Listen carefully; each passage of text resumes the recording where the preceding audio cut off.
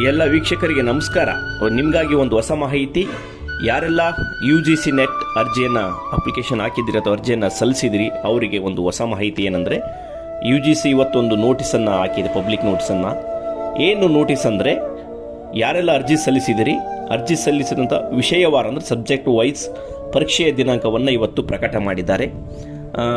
ಪರೀಕ್ಷೆಯ ದಿನಾಂಕ ಜೂನು 18ನೇ ತಾರೀಕು ಬೆಳಗಿನ ಶಿಫ್ಟ್ ಮತ್ತು ಮಧ್ಯಾಹ್ನ ಶಿಫ್ಟ್ ಅಂತ ಎರಡು ಶಿಫ್ಟ್ ಮಾಡ್ಕೊಂಡಿದ್ದಾರೆ. ಆ ಶಿಫ್ಟ್ ವೈಸ್ ಪರೀಕ್ಷೆಯನ್ನು ಮಾಡ್ತಾರೆ.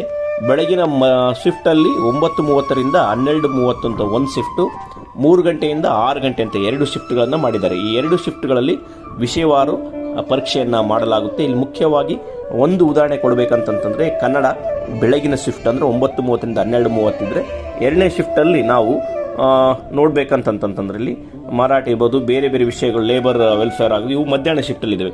ಮತ್ತು ಈ ಪರೀಕ್ಷೆ ಬರೆಯುವ